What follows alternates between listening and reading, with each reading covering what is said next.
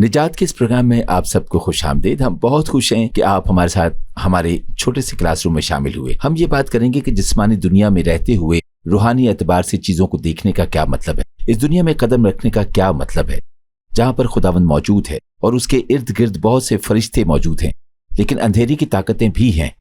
اور کیا آپ جانتے ہیں کہ خداوند ہمیں اس طرح کے لوگوں جیسا بنانا چاہتا ہے جو روحانی چیزوں سے واقف، اور ایک ذمہ داری جو اس نے ہمیں اپنے آخری دنوں میں سونپی، جو اس نے کلیسیائی دنوں میں ہمیں دی، وہ پاک روح سے معمور ہونا ہے، اس کے ساتھ چلنا ہے، بلکہ بیماروں کو شفا دینا اور بدروحوں کو نکالنا ہے۔ آمین۔ تو یہ سب کہنے میں تو آسان ہے، لیکن ہمارے لیے بہت ضروری ہے کہ ہم خود کو تیار کریں۔ اب ہم نے مل کر ایک سفر کا آغاز کیا ہے۔ بائبل مقدس ہمیں شروعات سے ہی شیطانی چیز یا شخص کا سامنا کرنے کا نہیں کہتی، پہلے وہ ایک بنیاد بناتی ہے، اور میرے خیال سے یہ ہماری بڑھوتی اور ہماری روحانی سمجھ کے لیے ضروری ہے۔ تو ہم یہ دیکھتے ہوئے شروع کرتے ہیں کہ ایک دشمن تھا، اور وہ ہیرودیس کے روپ میں ہمیں دکھائی دیتا ہے۔ بادشاہ ہیرودیس کے روپ میں اور نئے عہد نامے میں یسوع مسیح پہلا کردار ہے، لیکن اس کے بعد ہیرودیس آتا ہے اور ہمیں یہ معلوم ہوتا ہے کہ دو اطراف ہیں۔ پھر ہم دیکھتے ہیں کہ پاک روح خود یسوع مسیح کو بیابان میں لے گیا، وہاں پر اس کا سامنا کسی ایسے شخص سے نہیں ہوا جو دشمن کی علامت ہے، بلکہ اس کا سامنا خود دشمن سے ہوا جو کہ شیطان ہے۔ اور ہم نئے عہد نامے کو دیکھیں گے، ہم نئے عہد نامے کی انجیلوں کو دیکھیں گے، ہم دیکھیں گے کہ دشمن کو پہچاننے، یا جیسے بائبل مقدس کہتی ہے کہ دشمن کو سمجھنے کا کیا طریقہ ہے، اور پھر کس طرح سے دشمن پر فتح حاصل کی جا سکتی ہے۔ اور میں صرف آپ کو خبردار کرنے کی کوشش کر رہا ہوں کہ اگر آپ تیار نہیں ہیں، اگر آپ روحانی طور پر مضبوط نہیں ہیں، اور اگر آپ روحانی طور پر خود کو اس جگہ پر نہیں لا سکے، تو دشمن آپ کو دھوکہ دینے میں بہت کامیاب ہوگا، آپ کو بالکل کوئی فائدہ حاصل نہیں ہوگا۔ دشمن کے کام کو جاننے کے لیے یہ ضروری ہے کہ آپ لوگوں کے لیے دعا کریں اور انہیں نجات حاصل کرتا ہوا دیکھیں۔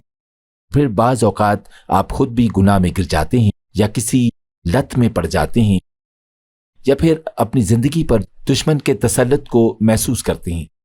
ان میں سے کوئی بھی خدا کا منصوبہ نہیں ہے، اور اس لیے میں آپ کو خبردار کرتا ہوں کہ آپ اس بات کو یقینی بنائیں کہ آپ کے پاس فہم کی بنیاد ہو، آپ کے پاس خداوند یسوع مسیح کے ساتھ چلنے کی بنیاد ہو۔ اس سے پہلے کہ آپ کسی اور چیز کی طرف دیکھیں، آج ہم متی اس کے 4 باب کو دیکھیں گے، اور ہم 23 سے 25 آیت پڑھیں گے۔ میں انگریزی میں نئے زندہ ترجمے سے پڑھ رہا ہوں۔ لکھا ہے، یسوع مسیح تمام گلیل میں پھرتا رہا اور ان کے عبادت خانوں میں تعلیم دیتا اور بادشاہی کی خوشخبری کی منادی کرتا، اور لوگوں کی ہر طرح کی بیماری اور ہر طرح کی کمزوری کو دور کرتا رہا۔ اس کی شہرت تمام سیریا میں پھیل گئی، اور لوگ سب بیماروں کو جو طرح طرح کی بیماریوں اور تکلیفوں میں گرفتار تھے، جن میں بدروحیں تھیں اور مرگی والوں اور مفلوجوں کو اس کے پاس لائے، اور اس نے ان کو اچھا کیا۔ جہاں پر بھی وہ جاتا تھا، ایک بڑی بھیڑ اس کے پیچھے ہوتی تھی، اور دکپلس اور یہودیہ اور یردن کے پاس سے بڑی بھیڑ اس کے پیچھے ہو لی۔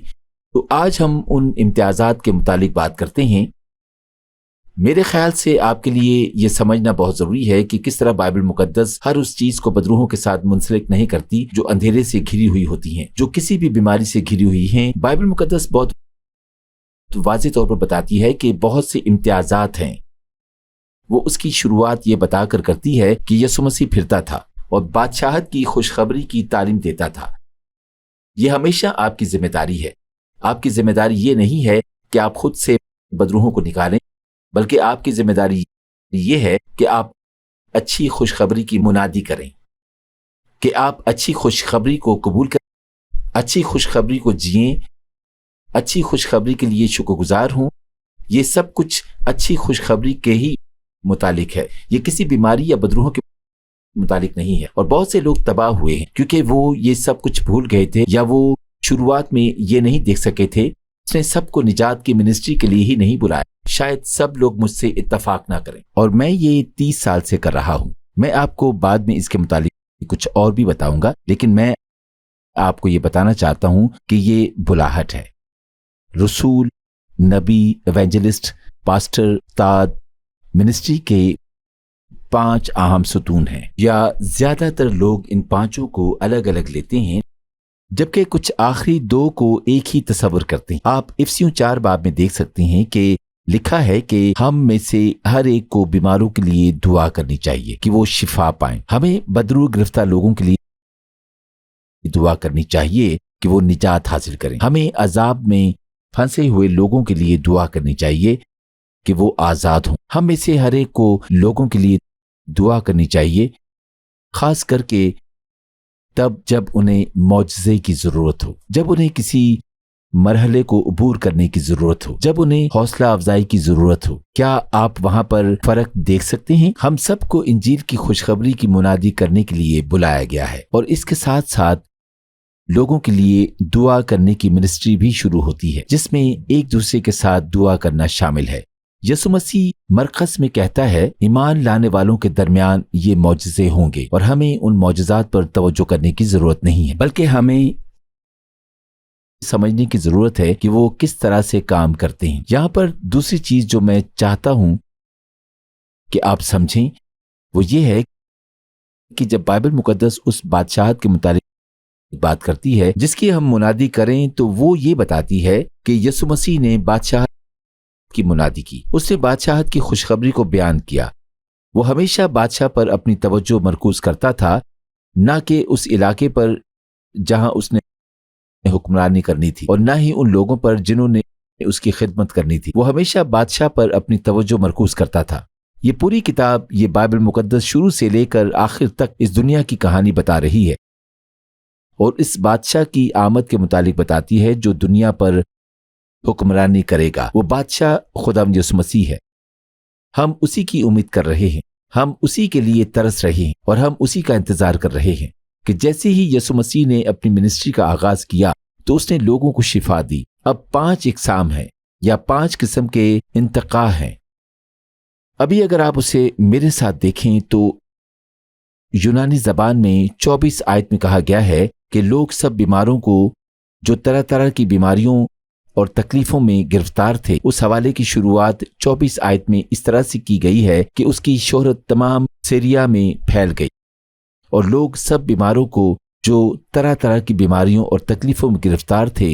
اور آپ انگریزی زبان میں دیکھ سکتے ہیں کہ طرح طرح کی بیماریوں کا ذکر کیا گیا ہے. یونانی زبان میں کہا گیا ہے کہ وہ سب جو طرح طرح کی بیماریوں اور تکلیفوں میں مبتلا تھے، کسی بھی بیماری یا تکلیف میں مبتلا تھے. لیکن اس کا مطلب یہ نہیں ہے کہ ان تمام لوگوں کے اندر شیطانی قوت کام کر رہی ہے یا کوئی شیطانی چیز کی موجودگی ہے. ہمارے لیے یہ بہت ضروری ہے کہ ہم اس بات کو سمجھیں کہ ہر چیز شیطانی نہیں ہوتی. ساری بیماریاں، تکلیفیں، معذوری اور موت شیطان کی طرف سے نہیں ہے. جی ہاں، اور یہ ہمارے گناہ، انسانی گناہ، آدم کے گناہ، میرے گناہ کا نتیجہ ہے. لیکن کسی بیماری کی موجودگی کا مطلب شیطان کی موجودگی نہیں ہے. یہ اہم بات ہے. تو جب آپ کسی کے ساتھ مل کر دعا کرنا شروع کرتے ہیں تو آپ کے لیے یہ ضروری ہے کہ آپ دعا کرنے کے لیے تیار ہوں. آپ کے لیے سمجھداری کا حصول ضروری جو صرف پاک روح سے حاصل ہوتا ہے. تو پہلے کرنتھیوں 12 باب میں ہم دیکھتے ہیں کہ روحانی نعمتوں کے متعلق بات کی گئی ہے. جب ہم ان روحانی نعمتوں کے متعلق بات کرتے ہیں تو اس میں سے ایک روح کی سمجھ ہے. تو اس میں ایک روح کی سمجھ ہے. اور اگر آپ کسی کے ساتھ مل کر دعا کر رہے ہیں اور آپ کسی شیطانی قوت کو جھڑکنے کی کوشش کر رہے ہیں اور وہاں پر کوئی شیطانی قوت موجود ہی نہیں ہے، تو آپ نے واقعی مؤثر انداز سے اس کو نہیں پرکھا. دعا ہی وہ چابی ہے. جی ہاں، لیکن مخصوص دعا واحد حل ہے. یہ واحد جواب ہے. تو جب میں بیمار ہوتا ہوں اور مجھے شاید نجات کی نہیں بلکہ شفا کی ضرورت ہو، اور اگر مجھے شفا چاہیے تو مجھے کسی ایسے شخص کی ضرورت ہے جو میرے ساتھ مل کر شفا کی دعا کرے. تو ہم اس اگلے انتقاء کو دیکھیں تو انگریزی میں ہمیں مزید 3 اور خاص اقسام ملتی ہیں. اور یونانی زبان میں کہا گیا ہے کہ اور جن میں بدروہیں تھیں اور ان تمام لوگوں کو جنہیں دورے پڑتے تھے، یا آج کے زمانے میں اسے مرگی کہا جاتا ہے، اور تمام مفلوج وہ ہیں جو چل پھر نہیں سکتے، انہیں اس کے پاس لاتے تھے. تو انگریزی میں ہم ان 3 اقسام کو دیکھتے ہیں. اگر وہ بدرو گرفتہ ہوتے ہیں یا مرگی کے مریض ہوتے تھے یا مفلوج ہوتے تھے، وہ ان سب کو شفا دیتا تھا. تو 2 وسیع اقسام ہیں اور 3 مخصوص اقسام ہیں، یا آپ اسے 5 اقسام کی حیثیت سے دیکھ سکتے ہیں. میں یہاں پر یہ سوچتا ہوں کہ یہ نہایت ضروری ہے کہ ہم یہ غور کریں کہ یسوع مسیح شیطانی تکلیف اور بیماری کے درمیان فرق سمجھتا ہے۔ کیا آپ اس فرق کو سمجھ سکتے ہیں؟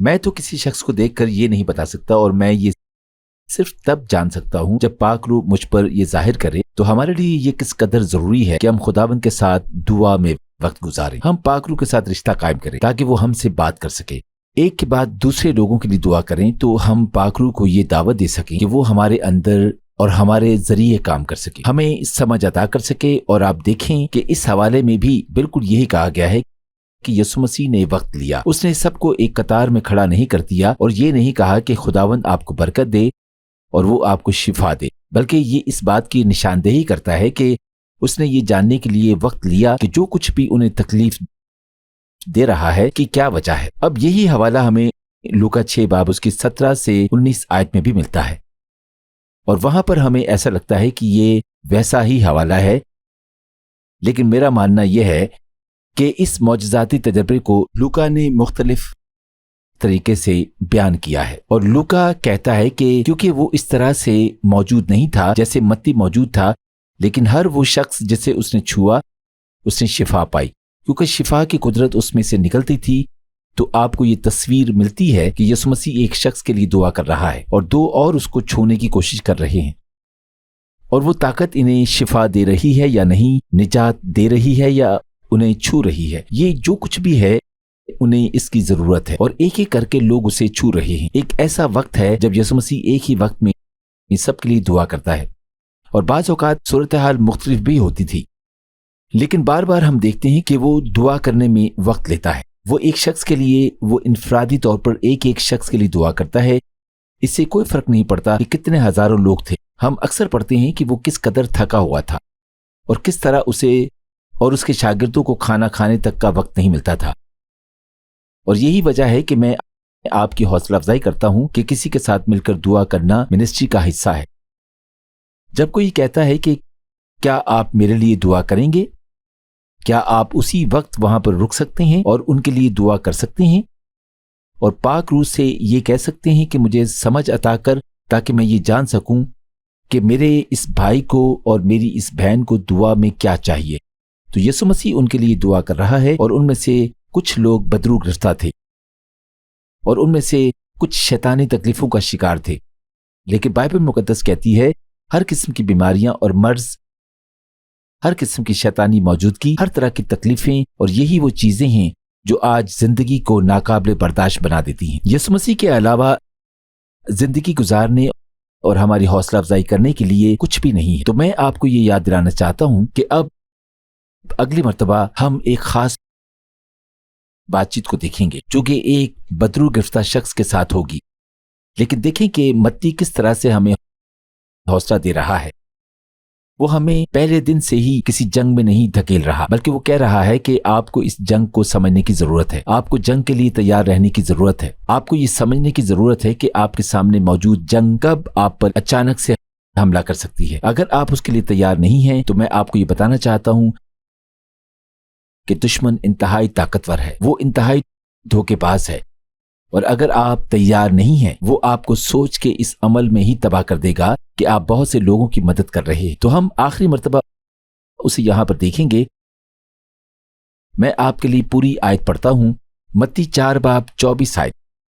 اس کی شہرت تمام سیریا میں پھیل گئی جب آپ لوگوں کی خدمت کرنا شروع کرتی ہیں اور پاک روح انہیں نجات اور شفا دیتا ہے، تو اس کے متعلق خبر ہر طرف پھیلتی ہے، اور لوگ سب بیماروں کو جو طرح طرح کی بیماریوں اور تکلیفوں میں گرفتار تھے، جو بھی ان کی بیماریاں تھیں، یہ پہلا نقطہ ہے، یا کوئی شکایت تھی، یا دوسرا نقطہ ہے، یا کوئی تکلیف تھی، یہ دوسرا نقطہ ہے۔ اور ان کو جن میں بدروہیں تھیں 3، اور مرگی والوں 4، اور مفلوجوں 5 کو اس کے پاس لائے، اور اس نے ان کو شیطانی عذاب سے نجات دی، جسے نئے عہد نامے میں شفا سمجھا جاتا ہے۔ اور یہ یاد رکھنے کے لیے ضروری ہے، یہ روح کی شفا ہے، ٹھیک اسی طرح جیسے کسی مفلوج کو شفا ملتی ہے تو یہ اس کے بدن کی شفا ملتی ہے۔ اسی لیے ہم میڈیکل ڈاکٹروں کے ساتھ مل کر کام کرتے ہیں۔ ہم میں سے جو لوگوں کے لیے دعا کرتے ہیں میڈیکل ڈاکٹر کی جگہ نہیں لے سکتے، انہیں خداوند استعمال کرتا ہے، چاہے وہ اس بات سے واقف ہوں یا نہیں، خدا انہیں ان کی برکات اور ان کی قابلیت کے ساتھ استعمال کرتا ہے تاکہ وہ جسم کو شفا دے سکیں، اور وہ آپ کو اور مجھے بھی استعمال کرنا چاہتا ہے تاکہ ہم معجزاتی طور پر جسم میں فوری شفا لا سکیں۔ بعض اوقات وہ خود یہ کرنے کا انتخاب کرتا ہے، لیکن وہ روح کو بھی شفا بخشنا چاہتا ہے، اور روح تک میڈیکل ڈاکٹر نہیں پہنچ سکتا، کوئی بھی ماہر نفسیات روح کو بحال نہیں کر سکتا۔ کبھی کبھار اس کا علاج تو کیا جا سکتا ہے، لیکن اسے بحال نہیں کیا جا سکتا۔ صرف یسوع مسیح ہی روح کو بحال کر سکتا ہے، اور صرف یسوع مسیح ہی ابدی زندگی کے ساتھ روح کو بچا سکتا ہے۔ آمین۔ میں آپ کو بتانا چاہتا ہوں کہ میری زندگی میں یہ سب کیسے شروع ہوا۔ 30 سال پہلے میں نے ایک چرچ سروس میں شرکت کی۔ میں ایک نوجوان پاسٹر تھا اور چرچ سروس کا آغاز ہوا۔ وہاں گیت گائے جا رہے تھے اور پرستش کی جا رہی تھی۔ منادی کرنے والا ایک ایونجلسٹ تھا۔ وہ روسٹرم پر آیا، اس نے اپنے پیغام کا آغاز کیا، اور جیسے ہی اس نے شروع کیا وہ نیچے اس جگہ پر آیا جہاں پر میں بیٹھا ہوا تھا۔ میں اس سے پہلے کبھی نہیں ملا تھا، میں اس کی منسٹری کی وجہ سے وہاں تھا۔ میں ایک اشتہار کو دیکھ کر وہاں آیا تھا، وہ میرا چرچ نہیں تھا۔ وہ نیچے میرے پاس آیا اور اس نے میرے لیے نبوتی کلام کیا اور کہا کہ خداوند نے مجھے بلایا ہے تاکہ میں لوگوں کے ساتھ مل کر دعا کر سکوں، اور یہ کہ وہ مجھے آزاد کرے گا۔ مجھے اس وقت یہ سمجھ نہیں آیا تھا کہ اس کا کیا مطلب ہے، لیکن کچھ دن کے بعد میں واپس گھر آیا۔ میں تقریباً 2 گھنٹے کی دوری پر رہتا تھا۔ میں واپس گھر گیا اور مجھے میرے ایک دوست نے کال کی۔ وہ ایک نوجوان ایماندار تھا اور اس نے کہا، میرا ایمان ہے کہ خداوند نے مجھے یہ دکھایا ہے کہ وہ چاہتا ہے کہ آپ میرے لیے دعا کریں اور میں آزاد ہو جاؤں گا۔ اور میں نے اس سے کہا، جو کچھ بھی اس نے کہا تو اس سے تو آزاد ہو جائے گا۔ اس نے کہا، مجھے شیطانی قوتوں نے جکڑا ہوا ہے اور میں آزاد ہونا چاہتا ہوں۔ میرا مطلب ہے کہ میں نشے کی لت میں جکڑا ہوا، مجھے اندھیرے نے گھیرا ہوا ہے، اور یسوع مسیح نے مجھے یہ بتایا ہے کہ آپ میرے لیے دعا کریں گے اور وہ مجھے آزاد کرے گا۔ میں نے کہا، آئیے ہم دعا اور روزے میں وقت گزارتے ہیں اور پھر ہم ملیں گے۔ تو میری بیوی نے اور میں نے اور ہمارے چرچ کے لوگوں نے دعا کرنا شروع کی۔ ہم نے 3 دن تک روزہ رکھا، پھر وہ شخص اور میں ملے، اور جیسے ہی ہم نے دعا کرنا شروع کی میں نے کچھ مایوسی محسوس کی، کچھ بھی نہیں ہو رہا تھا۔ اور 1 گھنٹے کی دعا میں خدا سے کہہ رہا تھا، میں مایوس ہو رہا ہوں، میں سمجھ نہیں پا رہا کہ کیا ہو رہا ہے۔ اور اسی وقت میں اپنے دوست کے لیے بھی یہی کہہ رہا تھا کہ یسوع مسیح کے نام سے وہ آزاد ہو، اور میں اس شخص کے آگے اور پیچھے چلنے لگا۔ اور جب ایک مرتبہ میں مڑا اور میں اس کی طرف آیا اور میں نے کہا کہ یسوع مسیح کا لہو اس پر آئے، اور اس جملے پر فوری طور پر ایک رد عمل ظاہر ہوا۔ ایسا لگا کہ گھنٹے کی اس دعا میں اس نے خود کو یسوع مسیح کے تابع کیا تھا، اور جب اس نے ایسا کیا اس نے ایک تنازع کو ابھارا۔ اس سے اگلے گھنٹے میں نے ویسے ہی دعا کی جیسے خداوند نے مجھ پر چیزیں ظاہر کی تھی، جیسے پاک روح مجھے سمجھ عطا کر رہا تھا، کچھ خاص چیزیں جن سے وہ جکڑا ہوا تھا جو اس کی زندگی کا حصہ تھی۔ اور مجھے آپ کو یہ بتاتے ہوئے بہت خوشی محسوس ہو رہی ہے کہ اس گھنٹے کے آخر میں وہ مکمل طور پر تبدیل ہو چکا تھا۔ کیا آپ کو یاد ہے جب ہم نے اپنے کسی ایک سیشن میں یسوع مسیح کے بیابان میں ہونے کے متعلق بات کی تھی، اور شیطان نے اسے آزمایا تھا اور وہ آزمایا گیا تھا، اور پھر کہا جاتا ہے کہ شیطان اسے چھوڑ کر چلا گیا تھا اور فرشتے آئے اور انہوں نے اس کی خدمت کی۔ جب کبھی بھی آپ کسی روحانی تنازع سے گزرتے ہیں، روحانی جنگ سے گزرتے ہیں، اور آپ فتح یاب ہوتے ہیں، جب آپ فتح یابی کے اس مقام تک پہنچتے ہیں تو آپ کی رسد کا ذریعہ بدل جاتا ہے۔ یہ آپ کا بدن نہیں رہتا، یہ اس دنیا کے متعلق نہیں ہوتا، یہ آپ کے ارد گرد موجود بدروحوں کے متعلق نہیں ہوتا، یہ آپ کی زندگی کی فراہمی کے متعلق ہوتا ہے، یہ آپ کی روح، آپ کے جسم کے متعلق ہوتا ہے۔ وہ مدد آسمانوں پر سے آتی ہے، اور میرے دوست کے ساتھ بھی ایسا ہی ہوا۔ اس کی زندگی تبدیل ہو گئی تھی، وہ مختلف دکھائی دے رہا تھا، اس کی صورت بدل گئی اور وہ پرجوش اور خوش تھا۔ خیر، کچھ دن کے بعد شکر گزاری کی دعا تھی اور ہمارے دوستوں نے کھانے پر ہمارے گھر آنا تھا۔ ہم جوان تھے، میری بیوی اور میں ابھی 20 سال کی عمر میں تھے، اور ہم اپنی پہلی میزبانی کر رہے تھے۔ ہم نے منسٹری کے دوستوں کا پہلا بڑا کھانا کیا تھا، وہ بھی شوہر اور بیوی تھے، اور ہم میز کے گرد بیٹھے ہوئے تھے، اور मेज के साथ हमारी शेल्फ पर मेरी बीवी के पास कुछ आराइशी शीशे थे और इस शेल्फ के सामने वाले हिस्से में ट्रिम का एक छोटा सा आराइशी टुकड़ा रखा हुआ था ताकि तमाम चीजों को शेल्फ पर रखा जा सके। और जैसे ही हम वहां बैठे, जैसे ही हम खाना खाने लगे, उनमें से एक गिलास रिम के ऊपर आकर गिरा और वो तकरीबन 5, 6, 7 फुट की दूरी तक गया। आप में से जो लोग दूसरे ममालिक में रहते हैं, ये तकरीबन 2 मीटर के फासले से आकर हमारी मेज के किनारे से लगा और हमारे सारे खाने पर शीशा गिर गया। एकदम से मुझे ये बात याद आई कि जब हम उन लोगों के साथ मिलकर दुआ करते हैं जो रूहानी तनाज़ा से घिरे होते हैं और जो रूहानी जंग लड़ रहे होते हैं, तो उसके साथ एक कीमत जुड़ी हुई होती है। और उस लम्हे मैंने अपनी बीवी से कहा, अरे वाह, ये तो बहुत ही दिलचस्प है। खुदावंद ने मुझे सुकून का एहसास बख्शा है। मैं खौफजदा नहीं हुआ। मैं यकीनन इससे वाकिफ था। मैं बेचैन नहीं हुआ। मुझे किसी भी चीज को झिड़कने की जरूरत महसूस नहीं हुई या दुआ करने की, या एक ऐसी सूरत हाल थी जहां मैं इस बात को जान गया था कि दुश्मन की ताकत बहुत हकीकी है, लेकिन खुदावंद यीशु मसीह की ताकत उससे भी ज्यादा है। वो काफी है, वो खुदावंद है, वो बादशाह है। जब हम बादशाहत की खुशखबरी के मुतालिक मुनादी करते हैं तो हर चीज ठीक होती है, लेकिन शैतान के पास कुछ चीजों को करने की ताकत है। वो करता भी है, और याकूब की किताब हमें ये दिखाती है कि हमारे पास ऐसा कुछ भी नहीं है जिसे वो हासिल ना कर सके, लेकिन सिर्फ अगर खुदावंद उसे इजाजत दे तो ही वो ऐसा कर सकता है। मैंने खुदावंद के साथ आजिज़ी से चलना सीखा है। मैंने लोगों की उलझनों को दुआ के वसीला से खत्म होते देखा है और लतों को टूटते हुए देखा है। मैंने लोगों को बदरूहों से आजाद होते देखा है, जो एक जबरदस्त चीज है। लेकिन जब आप ऐसा करते हैं तो दुश्मन को मौका मिलता है कि वो आपके पास आए और उन लोगों के पास आए जिनसे आप मोहब्बत करते हैं। उसके पास ये मौका होता है जहां वो आपको याद दिलाने की कोशिश करता है इस दुनिया की सकाफतें उसी की हैं, और वो आपको और मुझे डराने के लिए अपनी ताकत के अंदर हर मुमकिन काम करेगा ताकि वो हमें खौफजदा कर सके और हमें बेचैन कर सके। लेकिन बादशाहत का पैगाम हमें बादशाह की तरफ से दिया गया है। इस दुनिया में आपको आजमाइशों का सामना करना पड़ेगा, लेकिन वो कहता है कि खातिर जमा रखो, मैं दुनिया पर गालिब आया हूं। वो जो आपके और मेरे अंदर है वो इससे कहीं ज्यादा बड़ा है जो इस दुनिया में है। तो हमने क्या किया? हमने सारा खाना समेटा और उसे फेंक दिया, और बाकी मैं भूल चुका हूं। ये 30 साल पहले की बात है। मेरे लिए उसे याद करना मुश्किल है, लेकिन हमने वो खाना नहीं खाया था। मेरे ख्याल से हमने सूप के कुछ केन्स खोले थे और हम बहुत हंसे और हमने कहा कि सब ठीक हो जाएगा। मैं आपको ये याद दिलाना चाहता हूं कि आप जिस भी किसी चीज का सामना कर रहे हैं, शायद आप उस ग्रुप में हो जहां आप बीमार हैं या आपको कोई बीमारी है, शायद आप उस ग्रुप में हो जहां आपको ये महसूस होता है, जहां आप कहते हैं कि मेरे दोस्त, मैं जानता हूं कि जो कुछ भी हो रहा है वो शैतानी अमल है। मेरे साथ कोई होना चाहिए जो मेरे साथ मिलकर दुआ कर सके ताकि ये टूट सके। शायद आप उस ग्रुप में हो जिसमें खुदावंद ने पहले से ही आपको लोगों के साथ दुआ करने के लिए बुलाया है ताकि आप उन्हें आजाद होता हुआ देख सकें।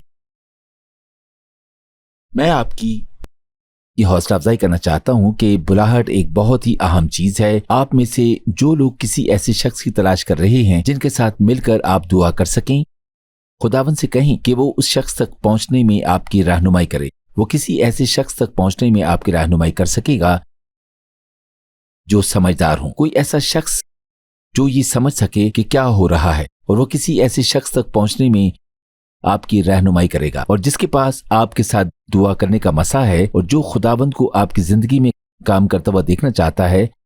आप रूहानी तौर पर कैसे हैं? क्या आपका यीशु मसीह के साथ वो रिश्ता है जो आपका उसके साथ होना चाहिए? क्या आप उसके साथ करीबी रफाकत में चल रहे हैं? क्या आप जानते हैं कि अच्छी खुशखबरी का ये पैगाम बादशाह को देने के साथ शुरू होता है?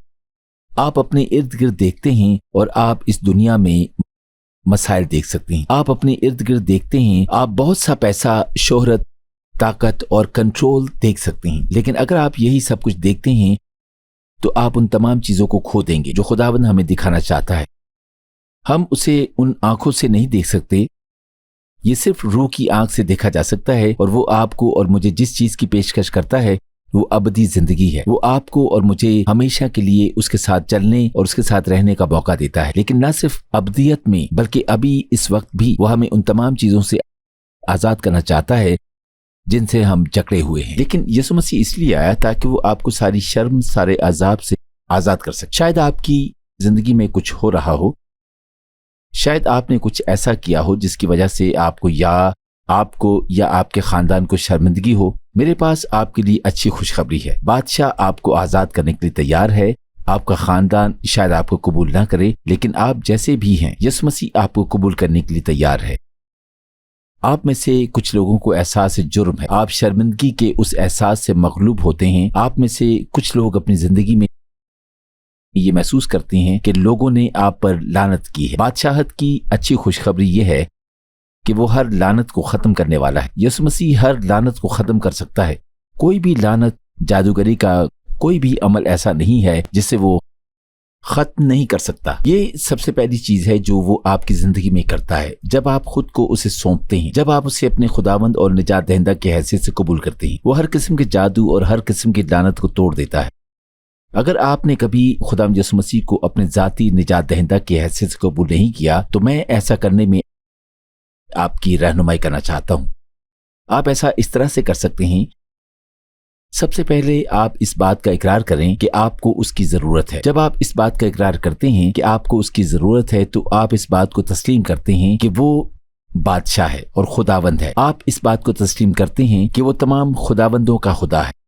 कोई बुत नहीं है, कोई और झूठे खुदा नहीं है, लेकिन वो सच्चा खुदावंद है। आपके इकरार करने के बाद आप ईमान से उसे कबूल कर सकते हैं। आप कह सकते हैं, खुदावंद तेरे वादे मेरे लिए हैं, वो सबके लिए हैं, लेकिन आज वो मेरे लिए हैं। ये वादे मेरे लिए थे और मैंने उन्हें अपने लिए कबूल किया है। और फिर आखिरकार आप खुदावंद के साथ चलने पर राजी हो सकते हैं। जो कुछ भी वो आपकी जिंदगी में करेगा, लेकिन वो पहले दिन से शुरू जरूर हो जाएगा। एक मर्तबा जब आप उसे तस्लीम करते हैं, आप उसके अहद को तस्लीम कर लेते हैं कि आप खुदावंद के साथ चलेंगे, आप उसे अपनी रहनुमाई करने देंगे। ताकत उसी की है। आप खुद से उसे हासिल नहीं कर सकते। आप ज्यादा मेहनत नहीं कर सकते कि खुदावंद आपसे मोहब्बत करे। आपको उससे इल्तिजा करनी चाहिए कि वो आपको ताकत दे। आपको उसे आपके वसीला से काम करने देना चाहिए। और जब आप मुकम्मल तौर पर खुद को उसके ताबे करते हैं तो तब्दीली आती है। वो आपके जिस्म में मौजूद आपकी रूह को बहाल करना चाहता है।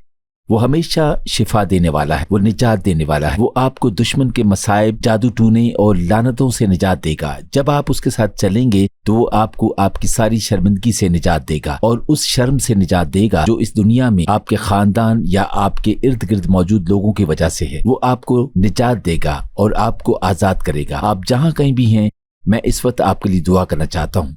खुदावंद यीशु मसीह, मैं उन तमाम लोगों के लिए दुआ करना चाहता हूँ जो इस वक्त ये प्रोग्राम देख रहे हैं। मैं मर्द और औरतों, लड़कों और लड़कियों के लिए दुआ करना चाहता हूँ कि वो तुझसे मिल सके। अगर उन्होंने तुझे कभी अपने निजात दहिंदा और खुदावंद और बादशाह की हैसियत से कबूल नहीं किया, तो फजल दे कि वो तुझे ढूंढ सके, क्योंकि पाक रूह उन्हें तेरी तरफ खींचता है। तेरा पाक रूह उन्हें तेरे करीब लाता है। मैं दुआ करता हूँ कि वो तुझसे हासिल कर सकें, ये देख सकें कि उनकी जिंदगी में सिर्फ तू ही उनका खुदावंद है।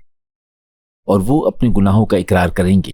वो इस बात का इकरार करेंगे कि वो अपने रास्ते पर चलते रहे। उन्होंने दूसरे खुदाओं की खिदमत की, उन्होंने खुद को अव्वल दर्जा दिया, लेकिन आज इस दिन से वो तेरी खिदमत करेंगे। मैं दुआ करता हूँ कि वो ईमान से अबदी जिंदगी हासिल कर सकें। वो ये कह सकें कि मेरे लिए मेरा खुदावंद काफी है। और फिर बिलाखिर खुदावंद ये फजल दे कि वो ईमान से तेरे साथ चल सकें, वो तुझसे ताकत हासिल कर सकें और उस ताकत से उसके साथ चल सकें और वो ताकत हर रोज उनमें काम कर सके। मैं ये सब कुछ मांगता हूँ खुदावंद और निजात दहिंदा यीशु मसीह के नाम से, आमीन। अगली मर्तबा मैं फिर निजात के इस प्रोग्राम में आपसे मिलूंगा।